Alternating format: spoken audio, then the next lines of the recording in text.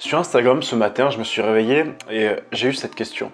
Théo, est-ce que c'est grave si je loupe une séance? Théo, est-ce que c'est grave si je ne suis pas motivé à faire la séance, donc je la fais pas?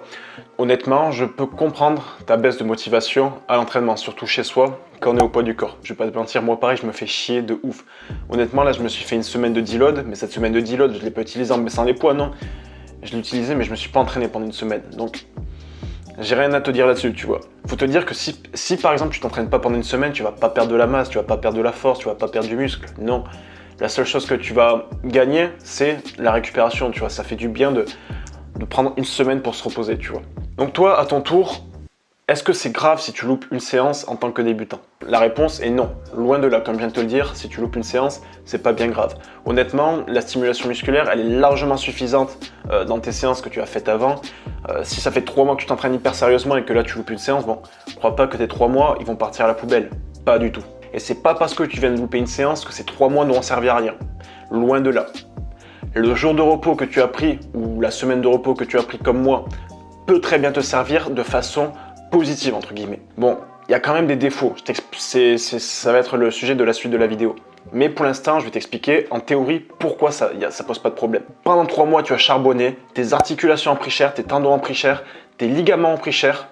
Il n'y a pas de mal à se reposer. Ça fait du bien aux articulations, ça fait du bien aux tendons, ça fait du bien aux ligaments. Après, jusqu'à combien de temps on peut louper une séance? Est-ce qu'on peut louper des séances pendant 2 semaines? C'est-à-dire ne pas s'entraîner pendant 2 semaines. Pendant 2 semaines, ça commence à piquer. D'ailleurs, il y a des études qui ont montré que à partir de 2 semaines, il commençait déjà à y avoir des résultats négatifs, que ce soit des pertes de force en termes de performance et des pertes musculaires, si je dis pas de bêtises, d'après l'étude, ça commence à partir après 1 mois. Donc, tu vois, tu as quand même de la marge, mais il faut éviter de faire le con. Parce que pendant ce mois-ci, enfin pendant le mois où soi-disant tu perds pas de masse musculaire, bon, tu pourras en gagner, tu vois, donc c'est quand même pas une bonne idée d'en louper. Cette étude, elle a été réalisée sur des gens qui avaient une bonne nutrition. Si tu arrêtes de t'entraîner et qu'en plus, à côté, tu manges comme un gros porc, comme un gros cochon, que tu tapes des pizzas, que tu tapes des kebabs, que tu tapes des tacos 3 viandes, forcément que tu vas grossir, forcément que tu vas perdre des performances et forcément que ça servira à rien de louper des séances. Mais si comme moi, par exemple si je prends mon exemple, cette semaine tu t'es pas entraîné, t'as pas voulu faire des pompes, des tractions et des squats parce que ça te gave le poids du corps. Si tu as voulu te prendre une semaine tranquille, mais que à côté tu as une alimentation propre, que à côté tu as diminué, légèrement ton apport calorique pour te permettre de garder un chiffre qui te permet d'être dans tes objectifs. Par exemple, mon objectif qui est le dégraissage, qui est la perte de poids, qui est la perte de gras, j'ai dû automatiquement baisser mon déficit. Je mangeais à peu près 2200 kcal par jour. Forcément, en passant à 0 entraînement, entre guillemets, par semaine, j'ai dû descendre à 1900. Et quand je vais reprendre des entraînements, je vais remonter à 2200. Quand je vais reprendre à 3 jours sur 7. Et quand je vais reprendre la salle, je serai à 5 ou 6 jours sur 7. Et forcément, je vais augmenter mon déficit calorique. Mais je serai toujours en déficit calorique. Dans tous les cas, ce que tu dois comprendre, c'est que c'est pas parce que tu t'entraînes pas que tu dois laisser tomber la musculation. Certes, tu vas pas prendre de muscle. Certes, le gain musculaire ne sera pas aussi... Enfin, il sera nul en fait parce que tu prends pas de muscle si tu t'entraînes pas tout simplement. Mais au moins, tu vas maintenir tes performances. Tu vas maintenir ta masse musculaire. Comme moi, si tu es en déficit calorique, si tu es en dégraissage et que ça fait une semaine que tu t'es pas entraîné, certains te diront qu'il vaut mieux faire une maintenance parce que sinon tu vas perdre trop de masse musculaire. Bon écoute, dans tous les cas, à la rentrée, d'ici le 11 mai, je vais tester le Biody Expert, c'est-à-dire, c'est un outil qui te permet de savoir combien tu as de masse grasse, de masse musculaire, etc., etc. Et je vais comparer à ça au début de ma prise de masse, à la fin de ma prise de masse, qui date d'avant le confinement, et je vais comparer ma masse grasse et ma masse musculaire. Alors dis-toi que bientôt, d'ici le 15 juin, je pense, la salle va pouvoir reprendre. Et à ce moment-là, tu vas pouvoir prendre mon programme Full Body sur 3 jours sur 7. Ce programme, il est extrêmement intéressant, que ce soit en termes d'hypertrophie, que ce soit en termes de perte de masse grasse, que ce soit en termes d'amélioration des connexions cerveau-muscle, que ce soit une meilleure utilisation des chaînes musculaires, une meilleure synchronisation de la contraction des muscles, entre guillemets. Si par exemple je prends le cas d'un développé couché, tu vas apprendre à utiliser en harmonie, en symbiose, si je peux dire, tes pecs, tes épaules et tes triceps, tu vois ce que je veux dire? Plus tu vas t'entraîner, plus tu vas avoir l'habitude de t'entraîner surtout sur des gros mouvements, plus tu vas apprendre à recruter les chaînes musculaires. Donc tout ça, je vais pas te le détailler maintenant, mais ça se passe sur le tout premier lien qui est dans ma description. Finalement, perdre une séance, c'est pas si grave que ça. Mais en pratique, est-ce que c'est si grave que ça? Faut savoir qu'en pratique, comme je te l'ai dit, c'est pas grave de louper une séance. Mais psychologiquement, tu te dis, ouais, la dernière fois j'ai loupé une séance, donc aujourd'hui c'est pas grave, au pire j'en loupe juste une deuxième. Vu que j'ai déjà loupé la première, bon, ça ferait un petit écart, mais je me rattraperai. Et tu vas arriver le lendemain à ta 3e séance.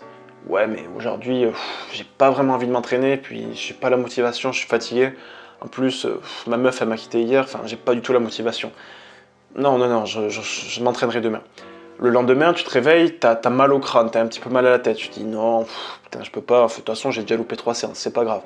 Et à force d'accumuler comme ça les petits problèmes, à force d'accumuler comme ça le repoussement, le repoussage, je sais pas comment on dit, à chaque fois que tu vas repousser ta séance, ben, tu vas avoir envie de la repousser encore plus, tu vois, c'est un cercle vicieux. Plus tu vas repousser tes séances, plus psychologiquement, tu vas t'autoriser à repousser des séances. Ça, je le vois souvent sur les leg days, souvent, j'ai des potes, enfin, comme par hasard, quand je vais à la salle pour taffer ma séance push, là, tout le monde est là. Pour faire du développé couché, tout le monde est là. Pour faire des dips, tout le monde est là. Pour faire des écartés, tout le monde est là.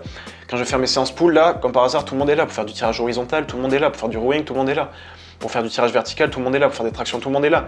Mais comme par hasard, quand il faut aller à la séance leg day, quand il faut aller faire du soulevé de terre, quand il faut aller faire du squat, il n'y a plus personne.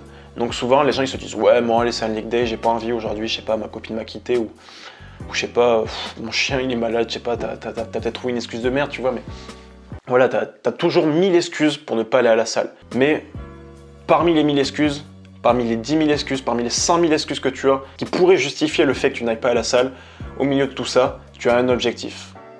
Tu as un objectif qui est d'avoir un corps esthétique. Peut-être que tu as un objectif de perte de poids. Peut-être que tu as un objectif de prise de masse musculaire. Peut-être que tu as juste envie de devenir massif. Peut-être que tu as envie de devenir juste plus sec. Peut-être que tu as juste envie de retrouver un corps normal, entre guillemets. Peut-être que tu as juste envie de passer de skinny fat à un corps plus athlétique. C'est en conservant les objectifs que tu as et en oubliant toutes les excuses que tu t'es données, en oubliant toutes les excuses qui justifieraient que tu ne vas pas à la salle, en mettant tout ça de côté, en ne gardant en tête vraiment que ton objectif, c'est là que tu vas percer dans tes résultats. C'est là que tes résultats, tu vas les voir apparaître. Si ton objectif, c'est peut-être juste de prendre des jambes et que tu passes ton temps à repousser ton leg day parce que tu as 1000 excuses, ben, tu n'auras jamais des grosses jambes. Mais si aujourd'hui, tu n'aimes pas faire les jambes, mais ton objectif, c'est d'avoir des putains de quadriceps, et que à chaque fois que tu n'as pas envie de faire un leg day, tu te dis « Ouais, non, mais ça me casse les couilles, en plus, il faut que j'aille faire les courses, il faut que j'aille chercher les gosses à l'école, où j'ai des études à faire, enfin, j'ai du travail et tout.